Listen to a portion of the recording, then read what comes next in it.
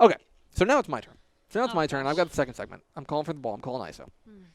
And you mentioned this is only your second time on this program. Yeah, the other time was with Aaron. The other time was with Aaron. I want to say that was in the bomb shelter over in Carrollton. Yes, and I think it was after my first year with Fox. Was it myself, you, And Aaron? Was Max there? Nope. No just Max? the three of us. Okay, I so think Max. You know what? Max was out of town. and so that's why I had to call in That's ringers. why you had It's to a call in similar two situation. ringers. And so we're gonna do a segment I like to call First and 10. Okay, it's First and 10. We've got 10 questions for Sarah Merrifield to get to know America's sweetheart and the number one sideline reporter at Fox Sports Southwest. Disclaimer: I don't know. And you're I don't know doing, what and these you're questions doing, will you're be. doing. I mean, now correct me if I'm wrong. I don't know if I can tell people this, but like you're doing a bunch of Rangers this year Yeah, too. yeah. Okay, so Pretty excited about that. That'll be fun. so if you like the Rangers, you will love this, and you love Sarah Merrifield, you will love this combination. Okay, I've got 10 questions for Sarah Merrifield, starting with this. When's the last time you were starstruck? So unrelated, I do some. I do have a side job. I have time on my hands. And I do a little bit of guest relations and marketing for Nick and Sam's Steakhouse down in Uptown Dallas. Please sponsor this podcast. Nick and Sam's. We'll invoice you for this advertising. Yeah. And one day, I was a very big Gossip Girl fan growing up. The show Gossip Girl, and Chase Crawford, his sister, is married to Tony Romo. Correct. And Chase Crawford came in one night, and he walked through the door, and I mean, obviously this is the time we're still wearing masks and everything, so he has no idea what I look like. But I'm not kidding. If my mask had not been on my face, my jaw would have been open, like Chase Crawford could not figure out what to say. But so because that's the thing, we work with local, major league athletes all the time. That doesn't really affect me, but when an actor or a singer or someone, of that caliber walks in and you just aren't expecting it, I lost words. That doesn't happen very often. What's one thing in your house that you wish wasn't broken?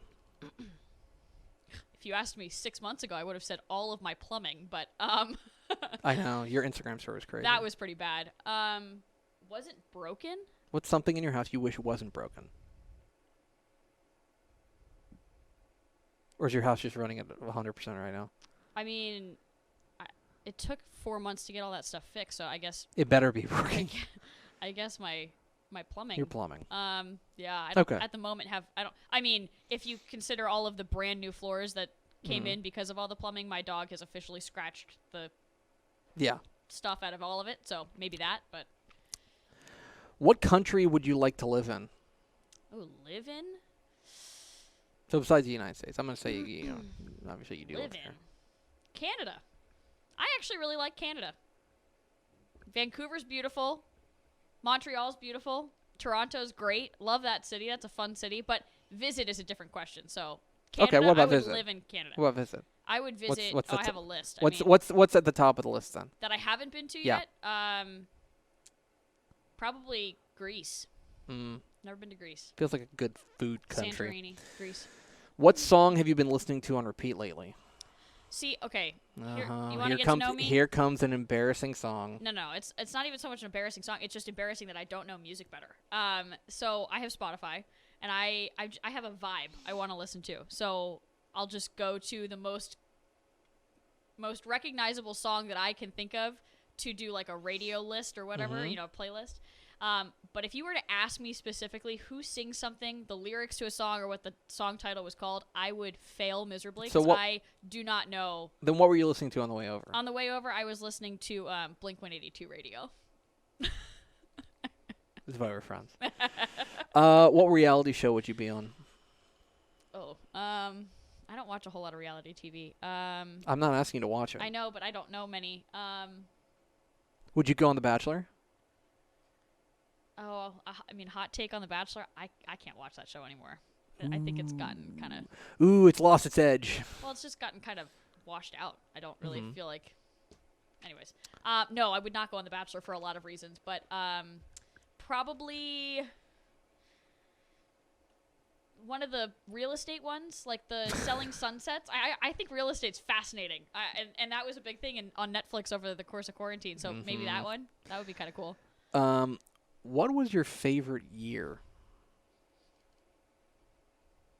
TBD.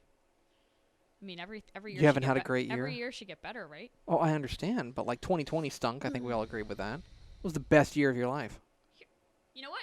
I'll reverse that question. Uh huh. 2020 was really rough for a lot of reasons, but I would say 2020 was my biggest personal growth year because it was a time for me to reflect on a whole lot of things that I didn't realize I needed to reflect better on, and I feel like I mean, for some people, you obviously, it wasn't the best year for a lot of reasons, obviously, but I don't know. I took 2020 as a year to really self-grow, and I was proud of myself for that.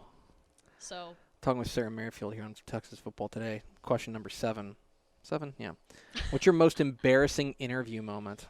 Oh gosh, probably too many to list. Oh shoot, I don't even know this guy's name. I was in charge of interviewing one of the really big soccer analyst names. Oh no. MLS names. Because he came to... Like Alexi Lawless? That's exactly who it was. And he came to a Stars game back in 2018 or something. And Big Fox wanted me to interview him. I'm sure at that point they had I don't know if they had Champions League, but they probably had or at least MLS. It was a promo of some kind, and it was, a 2-minute interview and then a promo tag or something. And... Tell me everything you know about soccer. So I played soccer. I enjoy playing soccer. But you don't watch soccer? I don't watch. I mean, I'll go to a game, but I won't. I don't really watch it on TV in terms of. Can I interest international you soccer. in a little squad in London known as Queen's Park Rangers? Yeah, if you're trying to lobby me on becoming a fan, I don't know if that's going to happen. But I wake up at 9 a.m. and watch every morning, every Saturday morning. With your coffee? Yes, it's great. Hank watches a lot of soccer. You know what? You are creating a massive soccer fan over there in your household. I am. But I had to interview him, and I think maybe it was a combination of being nervous because he was such a big name, and also not really knowing where the direction of this the direction of this interview was going. So it was brutal on my part, and the poor guy looked at me like, she does broadcast. Woof. All right. I was young and naive. It's fine. What time do you go to bed? I feel like that's such a loaded question for a sports reporter. Okay, so let's just say it's an average Tuesday night, right? I mean, you got nothing going on. What's your standard go to bed time? You're thinking way too hard about that. 10:30. I'd like to be in bed by 10:30 and asleep by 11:30 at most. Okay. But I mean, if I can get away with going to bed earlier, I will. But I just started a new morning routine where I wake up significantly earlier because baseball is going to start up and I have to have my evenings, so I need to be able to go to bed right away. So ideally 10:30. What do you wish you were better at? Music. I wish I were better. Actually, impulse buy a couple weeks ago, I ordered a beginner acoustic guitar because I really want to learn how to play guitar. You do? Yeah. So growing up, If I you played could go to piano. I actually had a drum set when I was growing up. I played the drums for 2 years. Back to Blink-182. Yeah, my full 5-piece. It was called a blue coral fade. It was like that sand colored of like a light blue teal. Wow. It was beautiful. But I played that for 2 years. And then I play a little guitar, but I never stuck with anything just because I never had patience to sit there and just play. Right. But now it's something I really wish I could just do instead of sitting around watching Netflix or doing something that is not worth my time. So. And finally. Oh, no. What would 12-year-old you never believe about adult you? Oh, gosh. 12-year-old me would never believe that I wasn't married without kids. Really? I thought I was going to be my parents were, not that they were married super early, but they met when they were 25 or whatever. So I anticipated mid-20s. That's where life starts. You get your real life going. And ever since college, my life's been work. So, I mean, and I love my job. I love my current life, and I wouldn't change a thing about it. Would you like to borrow a kid? I mean, I will babysit Hank whenever you and Tep wife need.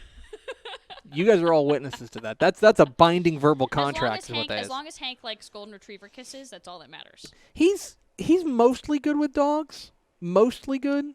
I think your dog seems sweet. So I think Bo he'll be will fine. significantly help your chances with having a dog later in the Okay. future because he is a tongue with a tail. All right. So Okay. There you go. That's 10 questions. See, it's nice and easy. Nice and easy. See, this podcast is Easy. nothing How'd to I do? worry about. How'd I do? 10 out of 10? Okay. I'd say Oh, I'd say man. you did okay. That's fine. Okay. Sarah Merrifield, thanks for being our guest. Thanks for joining us here on Texas Football Today. Thank you. Please come back anytime. Is there anything you want to plug? Anything you want to tell people to go do? Like follow you on Instagram?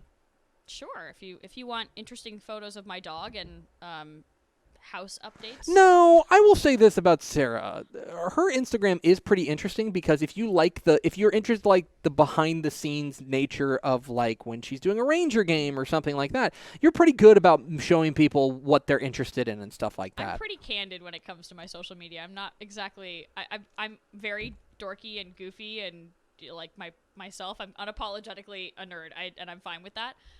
But it's very lighthearted. I'm not very. I don't get I've never thought you took yourself too seriously. I'll say that. Yeah? Yeah. I think that you're that's a good thing. I think that you're serious about your work, but I don't think that you I have are personality with it, right? Yeah, I would say that you don't take yourself too seriously. Yeah. And I think that there are people, not that we know, but like there are people in this industry who probably do take themselves too seriously. I think that everyone is human, and you know what? Oh, here we go. Everyone's Here comes human. the politically correct answer. No, I mean I make mistakes. I'm not perfect, but I think it's also good to laugh at yourself when you are a little bit not perfect because who is? Okay. Sarah, thanks for being our guest here on Texas Football Today.